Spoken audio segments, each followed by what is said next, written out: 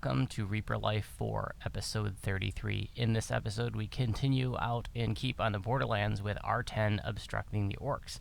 And for today's intro, I am joined by Reaper Life's newest cast member, Twizzz. Thank you for being here, Twizzz. Hey, y'all. So, Twizzz, tell us about how you felt about being the new cast member for Reaper Life 4. Oh, I was really excited about it. A little bit nervous because R10s were challenging. I mean, I had done one R10 with the group prior to that, and it was exciting, and I was honored to be asked. We were happy to have you. I didn't realize that you'd only done one R10 prior to Reaper Life 4. I had no idea. I know you've obviously we've grouped together countless times, but really only one R10 prior to the series, huh? Yeah, we had done a Lords of Dust on R10, and I thought, oh my gosh, I can't do an R10. And we went through it pretty smoothly. So, but to do a whole life in R10, wow. It was pretty intense. You know, it reminds me of a comment that somebody had a few weeks ago, how they said they enjoyed the tutorials, but felt that these R10s were a little bit unrelatable. And, my response to that at the time was, we don't normally do R10s on a day-to-day basis, that this was a special project that we wanted to come together as a group and take on this challenge of doing these R10s, these epic leveling R10s for the first time, and then sharing that challenge with viewers. And I certainly had a lot of fun doing that. It was fun, but it wasn't necessarily relaxed fun, if that makes sense. I was really looking forward to this because I like working as a team to accomplish a common goal. That's really important to me, not only in DDO, but in professional life. And with this group, we were able to work together. We could all contribute and work on some really hard content. It was very difficult for me. And there were days that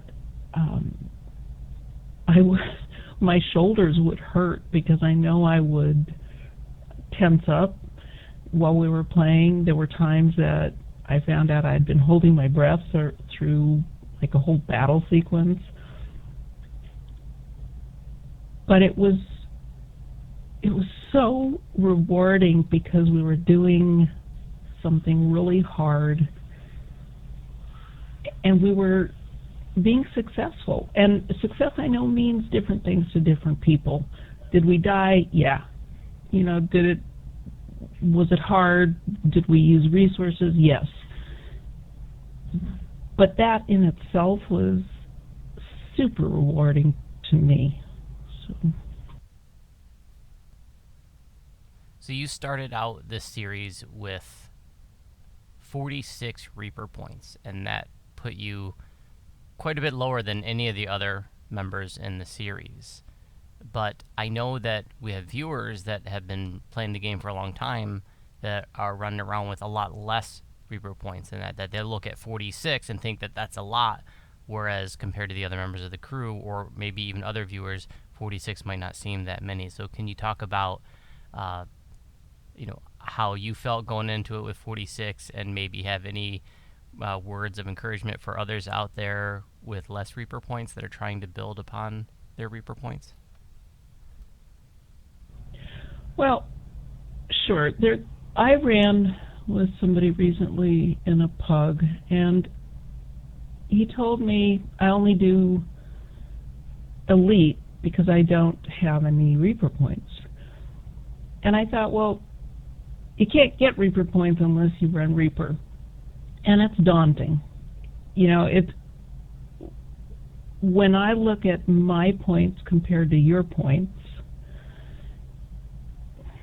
it's going to take me a long time to build that up. And I knew I was the least experienced, but I never was made to feel that way. I was made to feel like I was contributing something. And even though you're not the one that has the highest kill count, you're still whittling away the bad guys. You're still contributing. You're still, maybe you're raising somebody, maybe you're healing somebody, but you're still being part of the experience. So you can do it. And the only way to build them, those points, is to get in there and do it. Is it hard? Yeah, but there's value in doing hard stuff. So you've been a part of High Lords for actually like 4 years now. And we first met you 4 years. in our teaching raids, and you were a complete raid newbie back in 2016, and you joined all of our teaching raids that year, and we became friends with you and started inviting you to our private guild raids, and then we ended up just bringing you into the guild. But prior to that year, prior to you joining our teaching raids, your whole experience in DDO was quite a bit smaller. And can you speak to what your experience in DDO was prior to joining High Lords, and how joining the teaching raids changed your gaming experience? Well, the first 2 years I played in a static group Monday nights for 2 hours, and then I got off, and I didn't play again until the next Monday night. And so in between, I would forget the dungeons, I would forget what was going on with the character. I mean, it was kind of like starting over every week almost. And I was playing with a couple of pretty experienced folks. I think there were 8 people at the time in the guild, and it was formed around static grouping. So, like I said, for the first 2 years, that's what I did. I played a couple of hours once a week. And then I started wanting to play a little bit more, and there was one point where I was actually in 4 static groups, and I thought, oh my gosh, I'm playing 8 hours of DDO per week. And I can do that easily now in a day. But at the time, it seemed quite a bit. And that was when I started watching your videos, Voodoo. And my husband and I would watch them, and I'd go, oh my gosh, look at their hit points, and oh my gosh, look at the damage they're doing, and how do they do that? And so I started getting more interested in what was going on in the game. I started noticing that you had teaching raids. But it did take me a while to join the teaching raids because I didn't have the experience, I didn't have the gear. You know, I wasn't there as a player. Funny thing is, I'm never there as the player. You know, it's an ongoing effort to get better all the time. So after about a year of watching the teaching raids, I got some of my characters up to 30, and I figured I'm just going to do it. And in 2016, I think it was in February, I joined the Hound of Zoriat raid, the teaching raid. And I kited a beholder into the center, and we wiped, and then we did it again. And, you know, it was okay. The way that those are run, you know, nobody yelled at me. It was okay. So I kept going back to the teaching raids, and I was frankly, I mean, I was amazed at the way the High Lords played. It was not the game I was playing. And I enjoyed very much the experience because it was positive, it was encouraging. It was a way to build gear that I would never have had an opportunity to get before. And so, little by little, I gained a little bit of confidence, enough to join your guild raids, and that was a whole other level of experience, because teaching raids are run in a very easygoing manner. We don't do Reaper levels. We don't, it's just easygoing and a wonderful experience for a newer player like I was then. And then your guild raids were crazy hard for me at the time. And I realized that I really had a long way to go. And then joining High Lords, it's taken me a while to adjust because, everybody just seemed so much better. And little by little, and with some really great people in the guild, like, Turtle, Gijo, you, it's been quite a journey, and I've been encouraged, and I've been guided, and I've been laughed at a few times, and that's okay, because I've done some stupid stuff. And okay. at this, right? But I realize that everybody kind of does. I mean, at some point, on some level, and so. Oh, anyway, I still do stupid stuff. Actually, well, it's easy to do. So, and I've gotten to a point now that I pug a lot with Twizzz because she's just at a point where I feel like I can contribute to groups. And I'm enjoying the heck out of playing. And I play a whole lot more than 2 hours a week now. Well, you're totally and completely part of the crew now and part of the team, and I love having you. It was an honor for me, for you having joined all of our teaching raids back then, and then to join the guild is, that's an honor to me, and I was so happy to have you, and you have come a long way since then.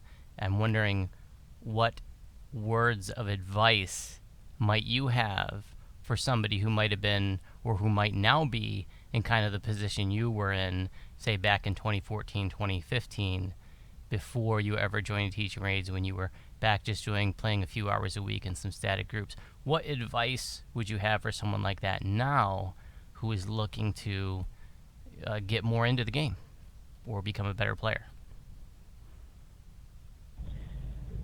I'd say get out there and do it. And I'd say be terrified, be scared out of your wits, and do it anyway.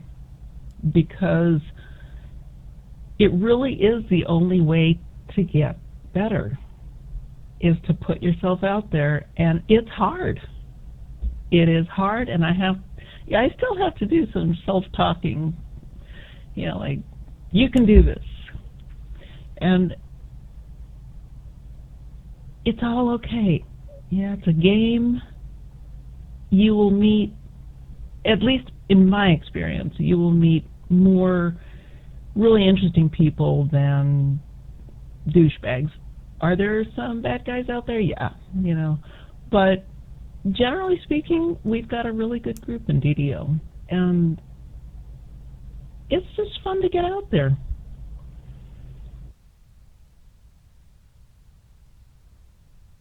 As far as, you were talking about how, things were a little bit intimidating for you at first, or you felt like you didn't have the gear or the skill level. Like, I always tell people that, like in High Lords, we never recruit based on skill level, and as a player, I would much rather play with somebody who was fun to group with, easy to get along with, and willing to learn. Even if they don't know the game, as long as they're good people and good company, I'd rather run with folks like that any day than people who might be awesome players but kind of be jerks. Well, I'm totally proof that you didn't need the gear or the knowledge for the guild. And it is hard. I'm not going to lie. It was hard the first few years, and one of the biggest differences for me was when I started playing with one of our guildmates named Turtle. And she's played for a long time, and you know what? She never cared what level I was. She never cared what gear I had. If I had a question, she'd answer it. But mostly we just yacked our way through the dungeons, and little by little I learned them better, and I got the gear, and I got more comfortable. But it does mean putting yourself out there. And you can do it a little at a time. Like what I did was I stayed in my guild, my tiny little guild, and I made the jump into the teaching raids, and that was once a week, I guess. Mm-hmm. So for the most part, I was still cocooned in my safe spot, and I ventured out a little bit. So that's one way to do it. Whatever your comfort level is, you don't have to go whole hog and join pugs that are R6 if you have no Reaper points, that kind of thing. So, look for what you're comfortable. Pugging too, I think that there's value in that. I have had a lot of fun with that. But I look for pugs that I can run on my own, like all the R1s, a lot of the R3s now, like Giant Hold. It goes a lot faster in a group, and you do meet some really fun people. Before we start to wrap this up, are there any other topics that you want to talk about? I guess I would like to address a comment someone made on one of our RL4 videos, and they asked, why do you do this? Why do you do R10s? It doesn't look fun. You die a lot, you use your resources, you spend a lot of time raising people. And this goes back to what I value, and it's working as a team towards a common goal. And also doing hard things, accomplishing hard things help me to grow as a player. So for those reasons, that's why I did this. That's why it was such an extraordinary experience. That's why it was so exhilarating to play in Reaper Life 4. Did I get better? I got better. Did I die a lot? Yes. But it was okay. And I came out of it, and there are times that people they'll laugh in groups and say, yeah, well, you ought to try an R10, or we can't worry about this dungeon because, it's easy, or I don't know, something. But what I have in my back pocket is that I did a life on R10.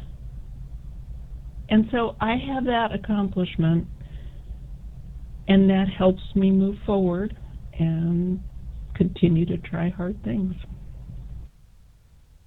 Well, so happy to have you as part of the Reaper Life 4 team. Thank you for being a part of this introduction, and we're going to get right on to a very quick completion of R10 Obstructing the Orcs. Okay, happy viewing, folks.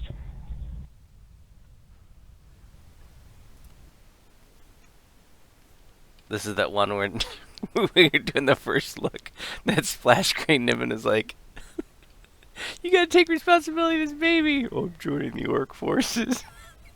This shit kills me. It totally looks like that.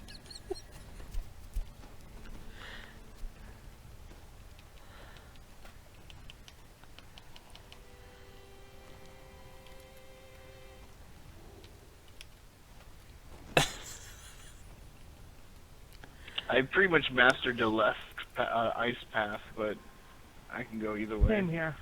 Yeah, lead the way, Nim. Master Nim. Keep in mind we need 10 kills for the Reaper XP. Yeah, that's simple enough if we go for the crest. And there's a wire on the floor right here. You can jump over it, or you can trip it. It's more kills. You can't disable it? No. You should be able to just like shoot an arrow at it or something, right? Well, I didn't know if You there don't was have to a go through box that door. that popped up.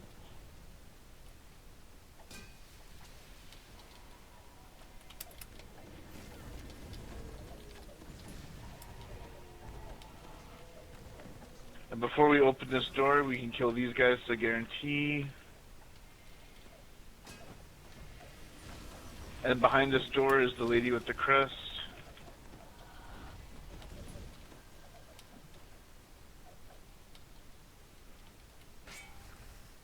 And a collectible.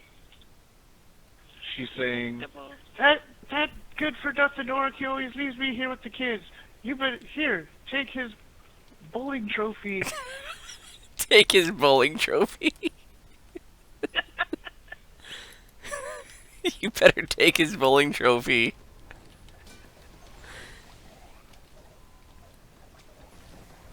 Oh, show that good for nothing. Never marry your high school sweetheart. Oh, I can attest to that.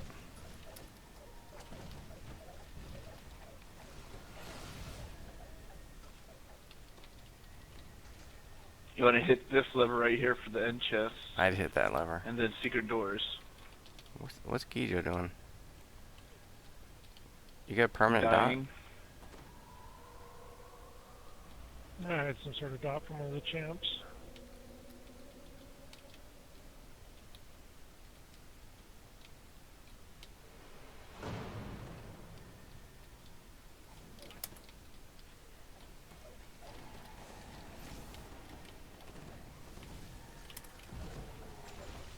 Now this is the last room we need to go into.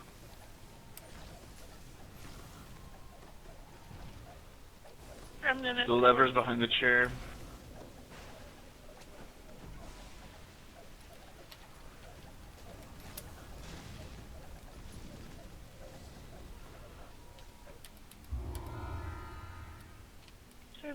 And there's a chest behind, a locked chest behind the thing. But there's also a name chest 324 over on here. R10, that's crazy. 2800 Reaper. Horseshoe, horseshoe, horseshoe. It takes too long to do it on R10. No horseshoe. That's not the end chest, though, right? No, it's over here.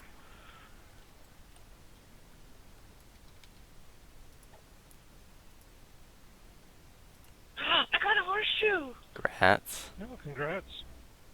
Cool. Why can't I open this door?